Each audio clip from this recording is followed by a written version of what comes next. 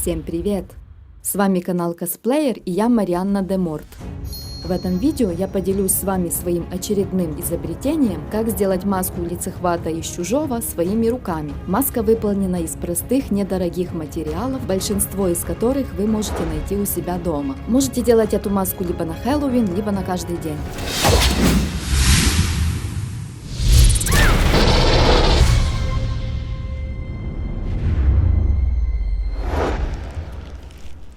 Вот хвост у него двигается, когда не надо его одевать, когда просто ходите улицей. Можем просто повесить вот так на шею. Одеваем его на уши, как обычную маску.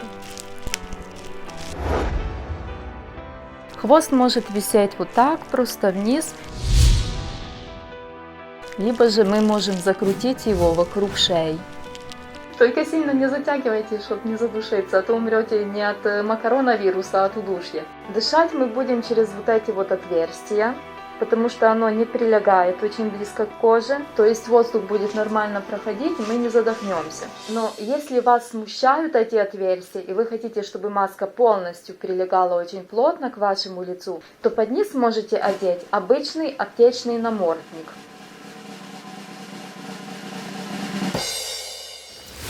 Степени защиты. От чего защищает эта маска?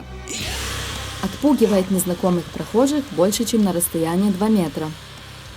А вирусы вас просто испугаются, либо примут за свою и не станут трогать. В общественном транспорте заставляет пассажиров держать социальную дистанцию, не влазить в вашу зону комфорта, не тереться об вас, и они рассматривают вас с дистанции и не нависают над вами. Если ночью вы чужой на районе, то вам достаточно просто зыркнуть на гопника, чтобы он сдрыснул. Повсюду написано, что вход в магазин только в маске, но не уточнено, в какой именно маске. Вы знаете, какой у нас народ в магазинах невоспитанный. То не могут обойти, то вечно толкаются. В те дни, когда я надеваю эту маску, то я могу себе спокойно пройти к своему веганскому отделу, чтобы взять хавку. И по дороге люди как-то расступаются, потому что смотрят на эту маску и держат социальную дистанцию. Если идете в какие-то места, где обязательно, чтобы намордник покрывал полностью все лицо, в смысле, если такие места, где могут впаять штраф за то, что без намордника, то вот, например, под маской у меня сейчас намордник. Но его не было видно, потому что он телесного цвета. Чисто с медицинской точки зрения защита в этой маске не стопроцентная, так само, как и в тканевых намордниках. Тканевые намордники и прокашливаются, и прочихиваются. А так эта маска защищает разве что от того, чтобы вы не трогали свой нос и рот разными руками. Ну или хотя бы это, по крайней мере, красивее, чем обычный тканевый намордник, и креативнее. Как делать маску? Шаблон для вырезки можете либо сами нарисовать под свой вкус, либо заскриньте то, что я нарисовала. Также можете скачать этот шаблон по ссылке в описании под видео. Замеряем свое лицо примерно от середины носа до конца подбородка. У всех разные лица и цифра у каждого будет своя. Увеличьте либо уменьшите этот шаблон, чтобы то, что вы замерили, совпало с высотой маски. Можете либо в фотошопе подтянуть под свои параметры, либо перерисовать с компьютера через целлофанку маркером. Если вы хотите маску шире, чтобы оно лапами вас вообще обхватило вокруг головы, то вы можете в фотошопе сами растянуть себя до нужного вам параметра, либо увеличить, либо удлинить ее. Если распечатаете этот шаблон в таком виде, как он есть, без модификаций, то высота у него 9,5 см и ширина 27,5 см. Если вам это подходит, то распечатывайте так, как есть. Эту часть вырезаем и склеиваем.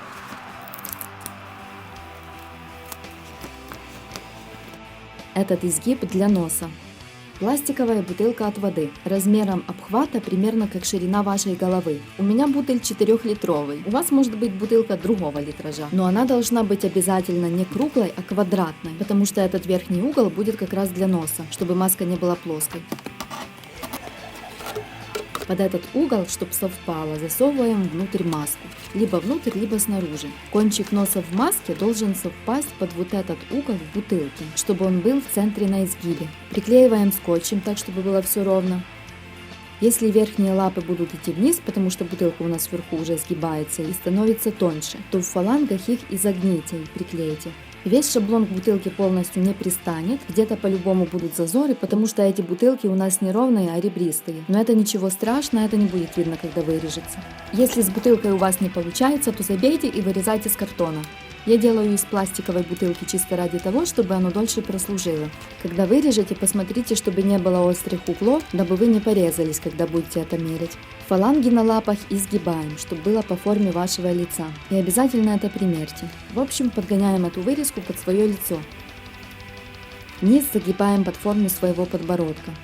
Если делаете из бутылки, то нагреваем какой-нибудь металлический предмет и делаем дырки. На расстоянии примерно 5 мм. Дырки надо сделать вот так в круговую.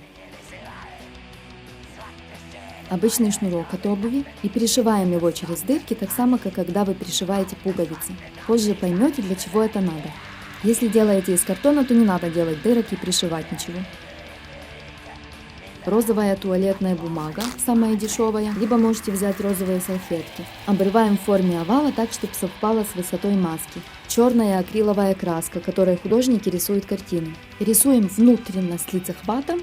Когда высохнет, берем обычный клей ПВА из канцтоваров, заливаем ту сторону, где рисунок, и прилепливаем к внешней стороне маски.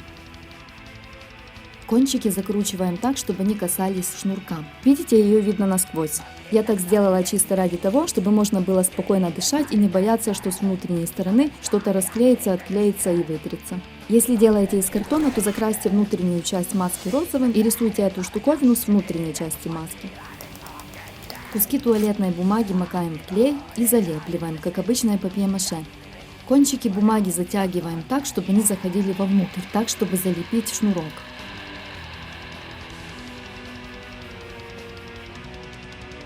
Сохнет в зависимости от температуры в комнате. В тепле быстрее, в холоде дольше. Оставляем сохнуть. Когда высохнет первый слой, делаем второй.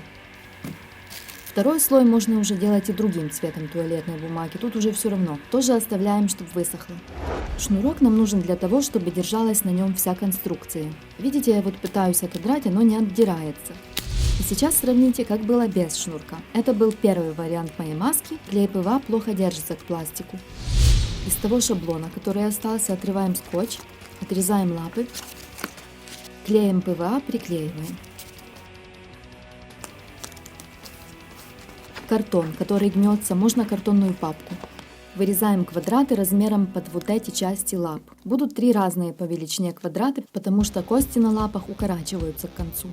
Замазываем клеем ПВА и с одной и с другой стороны. Скручиваем в трубочку, так оно примет форму и будет лучше держаться. И закручивая, приклеиваем к лапам.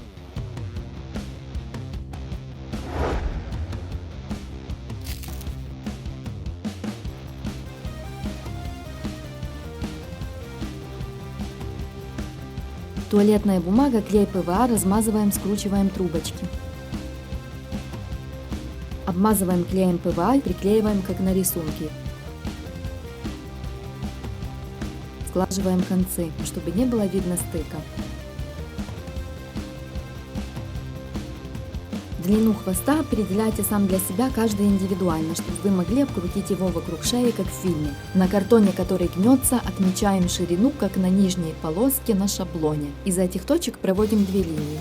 От середины хвоста до низа сужаем.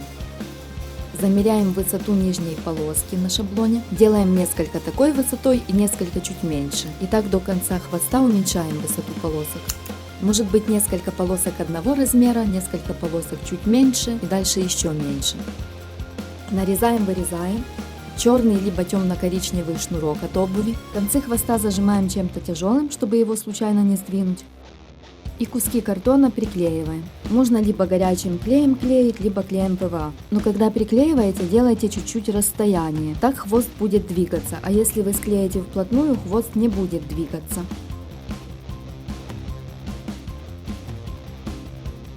Хвост быстрее заклеивать горячими соплями. Вот такие горячие сопли, в смысле термоклей, я купила за 30 гривен. Оно недорогое. Каждую картонку сверху заливаем клеем. Если у вас все-таки нет горячих соплей, то можете заклеивать эти картонки трубочками, скрученными из туалетной бумаги и клея ПВА. Сверху на каждой делаем горизонтальную полоску. И когда клеите, под низ подложите что-то такое, чтобы можно потом содрать. Я клею на пластиковой папке из канцтоваров. Лишнее отрезаем, а то, где склеилось, разрезаем, чтобы хвост мог двигаться. Наверху хвоста оставьте кусок шнурка, чтобы можно было приклеить. Туалетная бумага, клей ПВА размазываем и скручиваем.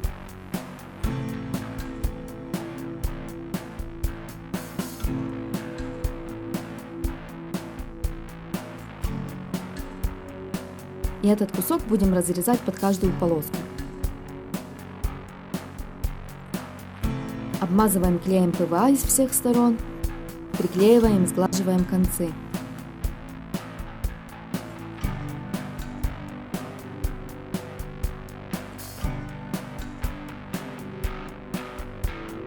Эти полоски должны находиться сверху одна на другую. Также заливаем сверху клеем ПВА, чтобы не липло к пальцам, и разглаживаем, чтобы было гладким, чтобы ничего не торчало.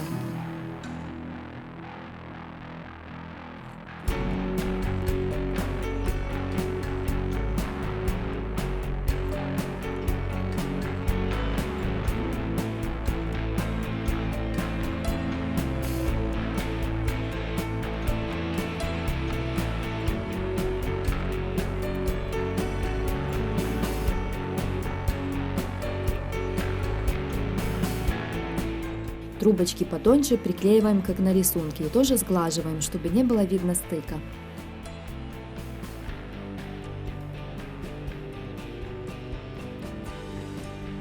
Когти вырезаем из прозрачной пластиковой бутылки от воды. Перерисовываем маркером 8 штук и вырезаем. Если кончик получился острым, то стачиваем его пилочкой для ногтей, чтобы затупить. Иначе можем поцарапать свое лицо, когда будем маску одевать. Пинцетом когти загибаем, чтобы коготь не был плоским. Вот эти края на когтях тоже сгибаем. Эти края нужны для того, чтобы ноготь как-то приклеить. Из верха бутылки делаем подставку для маски. В отверстие что-нибудь засовываем, чтобы маска держалась и не двигалась. Если лапы падают друг на друга, то скручиваем трубочку из пищевой фольги и обматываем лапы.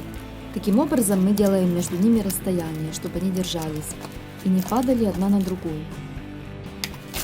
Мелко рвем туалетную бумагу, клей ПВА и постепенно бросаем чуть-чуть туалетной бумаги, размешиваем. Дальше опять бросаем чуть-чуть туалетной бумаги и размешиваем. Это надо для того, чтобы в массе папье-маше не было комков. Консистенция должна получиться такой, чтобы можно было ею обмазать маску. То есть это примерно до того момента, пока вторая пластиковая вилка не сломается. Делаем что-то наподобие шариков и приклеиваем к местам, где нарисованы кружочки.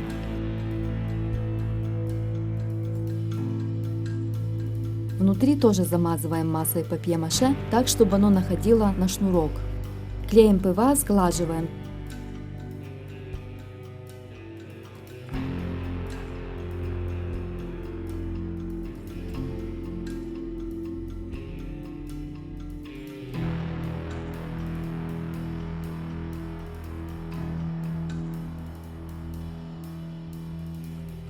На внутреннюю часть ногтя наносим массу папье-маше и приклеиваем к концу пальца. На поверхности когтя отодвигаем массу папье-маше, чтобы это было похоже, словно кожа на пальце. И так само клеем ПВА, сглаживаем, чтобы не торчали ворсинки.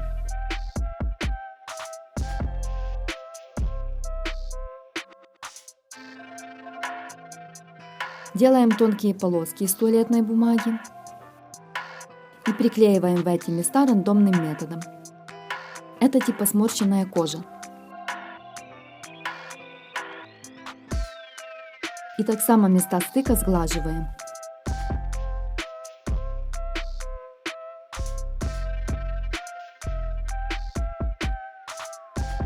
На оставшемся куске от пластиковой бутылки, с которой мы вырезали маску, оставляем ее сушиться. Это надо для того, чтобы оно высохло размером как ваше лицо. Потому что когда оно высохнет, то будет уже твердым, и разогнуть будет уже труднее. Высохла, померяйте ее. Если вот это место давит в нос, то сточите острые углы пилочкой для ногтей. Померяйте. Если по-прежнему давит в нос, то можете приклеить туда какой-нибудь мягкий материал, чтобы не давило. Например, можете взять такой резиновый спонж от пудры, либо на крайняк поролон от кухонной губки для мытья посуды. Вырезаем кусок по длине этой части для носа, а ширину вы уже определяете сами. Надо, чтобы была такая ширина, чтобы вас не давило в нос. Квадратик какой-нибудь ткани. Заворачиваем и заклеиваем по краям.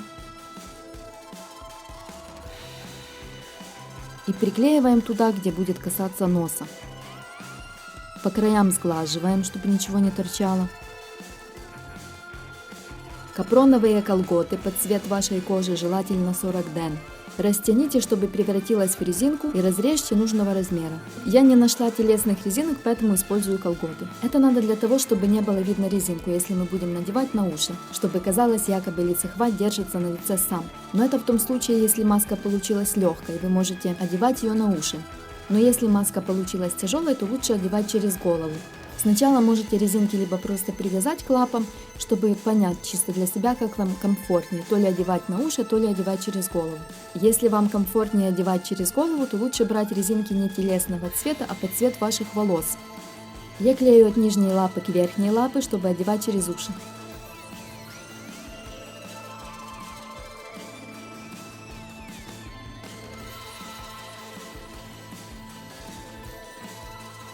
Покраска. Если хотите, чтобы маска была реалистичной, как в фильме, то вот смотрим кадр с фильма. Тут несколько цветов.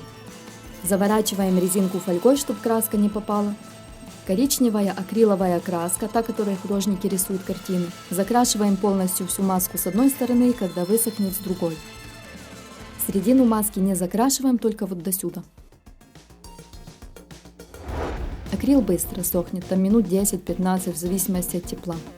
Желтая акриловая краска, такого тюбика вам хватит, он недорогой, стоит 16 гривен. Смешиваем с коричневой и капельку красного. В общем, делаем цвет охра. Кухонная губка для мытья посуды. Острые углы срезаем. Макаем в краску. Вот это много, так красить нельзя, потому что закрасим то, что не надо. Поэтому вытираем, должно получиться вот так. И просто натираем. Сильно давить не надо, надо так, чтобы закрасить только выпуклые места и чтобы впалые места остались нетронутыми. Видите, изделие уже сразу обретает рельеф.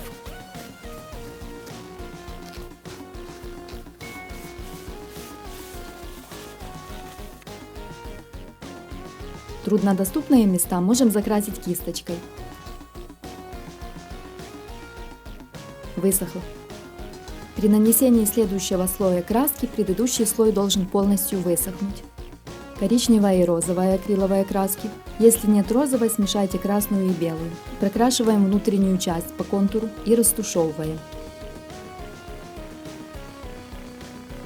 Желтую смешиваем с белой.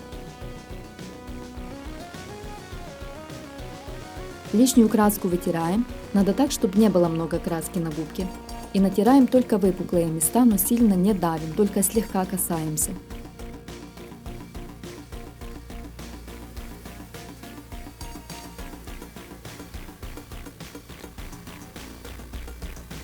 В труднодоступных местах кисточкой. Розовой проходимся по внутренней части, и только самые выпуклые места, слегка касаясь и растушевываем. Белая акриловая краска. Вбивающими движениями, слегка касаясь, прокрашиваем только самые выпуклые места точечно. Данная техника покраски делает изделие реалистичным, то есть выпуклые части у нас светлые, а вдавленные темные. Красить надо только исключительно акриловой краской, потому что при высыхании она превращается в резину. Гуашь использовать нельзя, потому что он намокнет и все вытрется.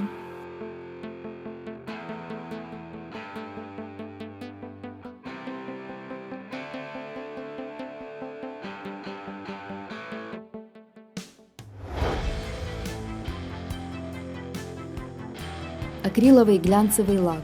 Покрываем изделие 3 раза с одной стороны и с другой.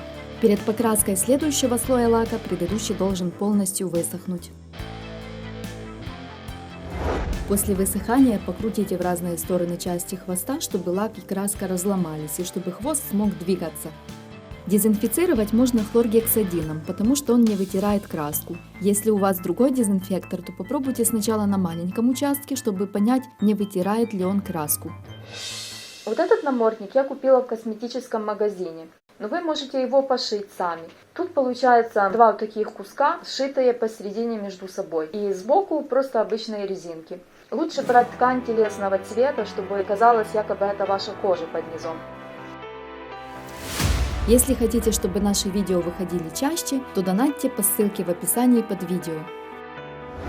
Всем большое спасибо за просмотр. Если эта маска вам помогла и вы еще живы, то ставьте большой лайкохват вверх и подписывайтесь на наш канал. До новых встреч и не болейте!